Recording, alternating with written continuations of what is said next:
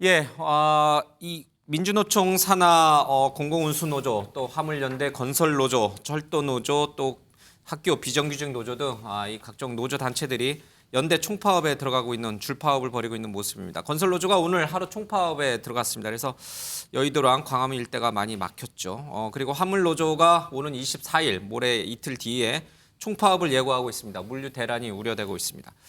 철도노조도 이 준법 투쟁을 거쳐서 다음 달 2일 총파업에 나서겠다고 좀 밝히고 있습니다. 자, 최근에 이 촛불 집회를 중심으로 윤석열 정부 퇴진 또 탄핵 얘기가 나오고 있는 터여서 민주노총 산하 이 각 노조들의 이 파업이 어떤 효과, 어떤 후폭풍을 가져올지 조금 관심 있게 좀 지켜봐야 될 것 같습니다. 먼저 오늘 이 노조 파업과 또 정부의 입장 차례로 들어보겠습니다. 네, 오늘 기자간담회 화물연대와 안정님 지속 추진과 3차 교섭부터는 구체적인 안을 들여서 발의가 되어 있는 상황. 정부가 약속을 지키지 않았고 오히려 후퇴되는 법안을 발의하는 등 이 총파업은 화물 노동자들의 탓이 아니고 정부와 여당의 책임이라고 볼 수 있습니다. 국익 앞에 여야가 없습니다. 정쟁은 국경 앞에서 멈춘다는 말이 있습니다. 우리 기업들이 경쟁력을 갖고 좋은 일자리를 많이 만들어낼 수 있도록 정부가 힘껏 밀어줘야 합니다. 정부와 국회가 모두 한 마음으로 민생과 경제를 살리는 데 동참해 주실 것을 당부드립니다. 네, 윤석열 대통령의 오늘 국무회의 발언은 화물연대 파업과는 조금 결이 다른 얘기긴 합니다만은 전체적으로 정부의 입장은 지금 경제와 민생을 살리는 것이 중요한데 이 중차대한 시국에 야당은 예산 문제로 국회에서 발목을 잡고 있고 또 노조는 총파업으로 이 경제 민생을 살리는 곳에 찬물을 끼얹고 있다. 이런 맥락이 좀 숨어 있는 것 같습니다.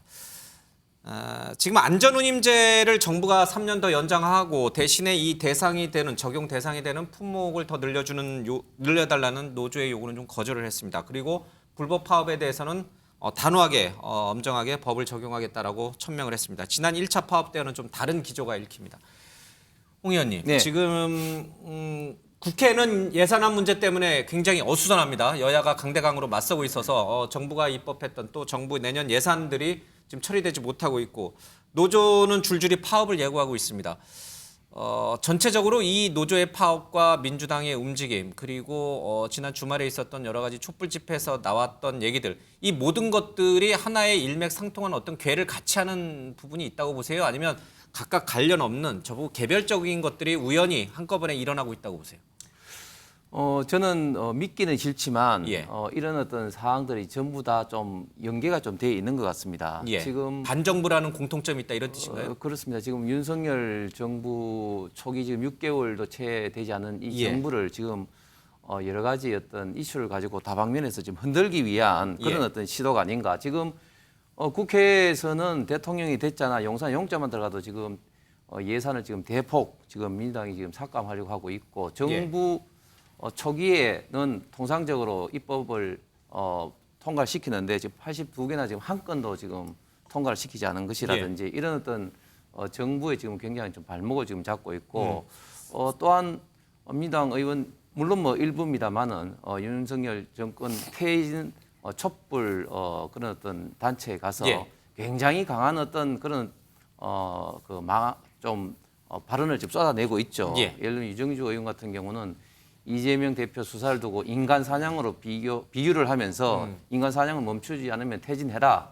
이런 식으로 이야기를 하고 있는데 이런 어떤 상황에서 지금 민주노총에서 지금 저런 식으로 파업을 하는 것도 저는 광의로 봤을 때는 지금 정권 흔들기 차원이 아니냐 이런 좀 생각이 강하게 듭니다. 예. 어떻게 보십니까?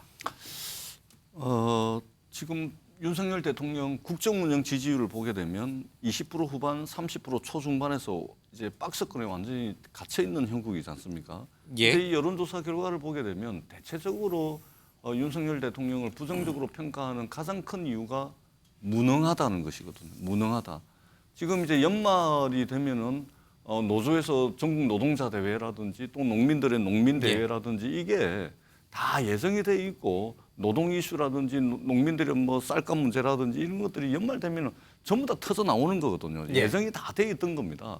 미리 이런 단체들을 만나서 정부 정책을 설득도 하고 또 양해도 구하고 양보도 이끌어내 가지고 관리를 잘해야 되는 것들이거든요. 근데 하나도 안 하고 있다가 지금 이제 터지니까 마치 이것을 민주당과 함께 윤석열 정부를 흔들려고 한다. 예. 아니 집회하는 것도 이게 남 탓으로 돌리고 저는 윤석열 정부가 조금 더 유능할 수는 없을까 예. 이런 이제 아쉬움을 가지고 있고 지금 윤석열 정부가 출범하고 난 뒤에 여소야대 국면 아닙니까? 그러면 예. 가장 시급하게 전국을 운영하는 데 있어서 가장 필요한 것은 뭐냐면 결국은 협치거든요. 근데 집권한 지 6개월이 지나도록 야당하고 밥 한 끼 안 먹습니다. 뿐만 아니고 내부의 정치적 경쟁자였던 이준석 당대표 쫓아냈죠. 그다음에 정치적으로 경쟁했던 야당 지금 밥 한 끼도 먹지 않고 국정 운영하겠다고 예. 그러고 있죠. 0.7% 차이로 이겼음에도 불구하고 국민들이 나눠가지고 지금 주말마다 보수 진보 집회가 열리고 있음에도 불구하고 국민 통합 이런 어떤 메시지는 전혀 없죠. 예. 그다음에 이 MBC를 대하는 태도 보십시오. 비행기 안 태워주죠. 도어 스태핑 또 MBC 탓을 하면서 도어 스태핑까지 막아버리는 거 아닙니까? 이런 편협한 마인드를 가지고서는 예. 대한민국이라는 이 어마어마한 나라를 책임지기에는 제가 볼 때는 능력이 좀 상당히 부족한 예. 거 아닌가. 이 무능함을 어떻게 좀 윤석열 정부가 좀 커버를 할 것인가. 예. 이 부분을 고민하지 않으면 저는 정말로 윤석열 대통령의 국정 운영이 앞으로 더 어려워질 수밖에 없다. 예. 이런 우려를 하지 않을 수가 없습니다. 전체적으로 이런 정권 흔들기 차원에서 이 노조 파업을 볼 필요는 없다. 이제 이런 뜻인 거죠? 매년 예정이 돼 있습니다. 알겠습니다. 매년 11월, 12월이 되면 전국 노동자대회, 전국 농민대회 해가지고 모든 이제 이슈가 다 터져 예. 나옵니다. 그렇게 되면 정부 각 부처가 이제 중앙 부처들이 다 있지 않습니까? 예. 설명하고 양해를 구하고 그렇게 전부 다 합니다. 예, 그런데 예. 이렇게 되니까 마치 정권 흔들기로 또 이렇게 몰아가는 것은 저는 윤석열 정부가 계속해서 언론 탓, 야당 탓, 과거 탓, 남 탓 이걸로 해가지고는 위기를 기회로 만들 수가 없습니다. 예. 위기를 기회로 만들려면 스스로의 문제를 찾아야 되는 겁니다. 그래야 기회가 되는 것이지 이런 식으로 하면 위기가 더 큰 위기가 될 수 있다. 이 말씀을 꼭 드리고 싶습니다. 알겠습니다. 말씀 중에 이제 지난 촛불 집회 때 윤석열 정부 퇴진 얘기가 나왔기 때문에 잠깐 그때 모습 좀 보고요. 또 얘기를 들어보겠습니다. 잠깐 보겠습니다. 우리가 함께 행동해서 윤석열 정부를 끝까지 5년 채우지 못하게 하고 윤석열 정부가 국민의 뜻에 따라서 빨리 퇴진할 수 있도록 만들어야 하지 않겠습니까? 윤석열은 퇴진하라!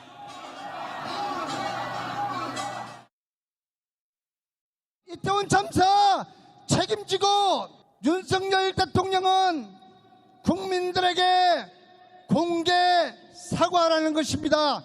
함께 외치겠습니다. 대통령은 사과하라! 밤성하지도 않을 것이며 멈추지도 않을 것이면 이 자리에서 내려와라! 내려와라! 내려와라! 내려와라! 예, 김병민 비대위원. 지금 전재수 의원께서는 공교롭게도 지난 주말 있었던 저 집회에 민주당 의원 7명이 가서 이제 정부 퇴진 운동 벌인 것, 그리고 지금 이제 민주노총의 줄줄이 줄파업들 이런 것들이 하나의 어떤 괴를 같이 하는 윤석열 정부를 퇴진시키기 위한 그런 건 아니라고 지금 이제 강변을 하셨어요. 뭐 이 부분은 동의하세요? 좀 이렇게 별개로 좀 보고 있는? 전재수 의원님의 생각으로는 지금 취임한 지 6개월밖에 되지 않은 윤석열 정권을 퇴진하는 건 매우 불합리한 주장이라고 아마 생각하실 거라 봅니다. 그러니까 저분들하고는 동조하지 않는다는 거죠? 전재수 의원님의 생각과 하지만 민주당의 조금 예. 전에 봤던 김용민 의원, 예. 10월 달부터 나가서 윤석열 대통령 퇴진을 외쳤던 김용민 국회의원의 생각과 그리고 얼마 전 민주당 국회의원 6명 그리고 더하기 민영배 의원까지 나서서 마찬가지로 윤석열 대통령 퇴진을 외치고 있는 또 다른 정치인들의 생각은 저는 좀 다를 거라고 봅니다. 답정너라고 얘기를 하게 되는데 결과적으로 답은 정해져 있는 것이죠. 윤석열 정권 흔들기.